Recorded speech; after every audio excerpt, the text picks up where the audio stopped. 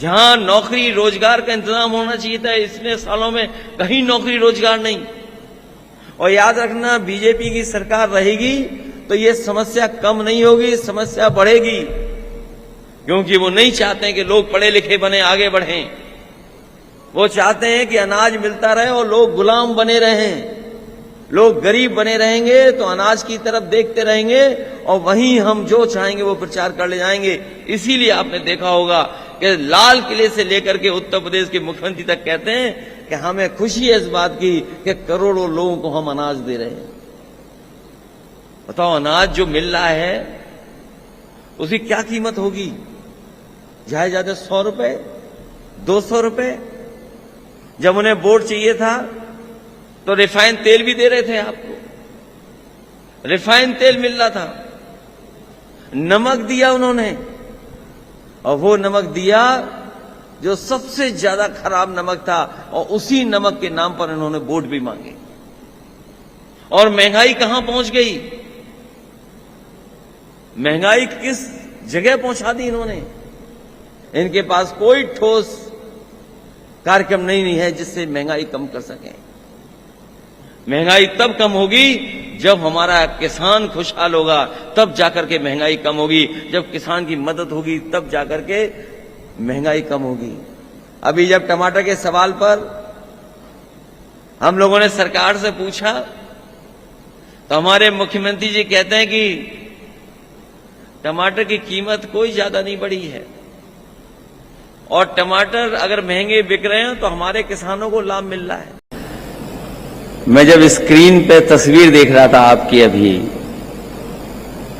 जो आपकी लाल लाल टोपी मुझे नजर आ रही थी, अनार के दाने। जब भी तस्वीर आएगी तो आप देखो कैसे आप लोग दिखाई दे रहे हैं, और पिछले इतने घंटों से आप लोग सीख रहे हैं। मुझे उम्मीद है कि जो वक्ताओं ने बात रखी है, पूरी ईमानदारी से आप अपने दिल और दिमाग में रखेंगे, और पार्टी कैसे मजबूत होगी उनकी राय को लेकर के जमीन तक आप पहुंचाने का काम करेंगे। इधर हम लोगों ने बहुत शिविर किए हैं। हाल ही में बहराइच, हाल ही में लखीमपुर, सीतापुर, बांदा, फतेहपुर, और अब आज आपका कार्यक्रम हो रहा है। होने को ये 2 दिन का होना था, लेकिन एक ही दिन में बदल गया। एक दिन में इतना लंबा शिविर मैं समझता हूं कहीं नहीं चला होगा जो आपके फिरोजाबाद में चल रहा है।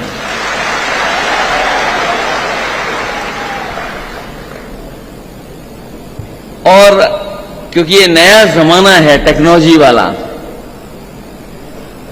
ये जितने नौजवान हमें दिखाई दे रहे हैं या जो मोबाइल चलाना जानते होंगे, वो आजकल रील्स देख रहे होंगे। रील्स कितने सेकंड की होती है सोचो।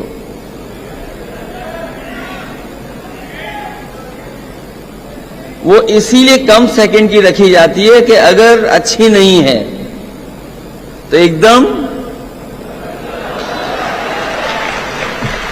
तो ये जमाना बड़ा अलग सा है।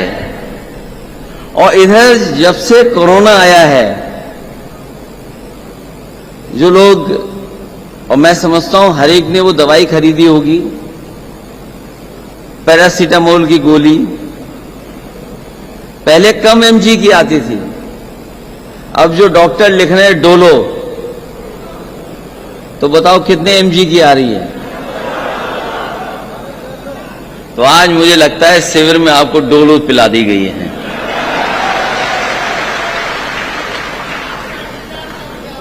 और मैं मंच पे देख रहा था, और आपको जब मैं देखता हूं तो यहां बहुत सारे नेता कार्यकर्ता वो हैं जिन्होंने कभी आदरणीय रामजी आज सुमन जी को जिताया। बहुत से लोग हैं यहां मुझे वो कार्यकर्ता भी दिखाई दे रहे हैं जिन्होंने हमारे साथ साइकिल भी चलाई, नॉमिनेशन भी कराया और चुनाव भी लड़ाया और जिताया। और तीसरा, यहां जितने हमें दिखाई दे रहे हैं सभी लोगों ने अक्षय को भी जिता करके लोकसभा में भेजा है। फिरोजाबाद के लोग 6-7 घंटे बैठ जाएं तो सोचिए रिजल्ट न जाने क्या होगा अगली बार।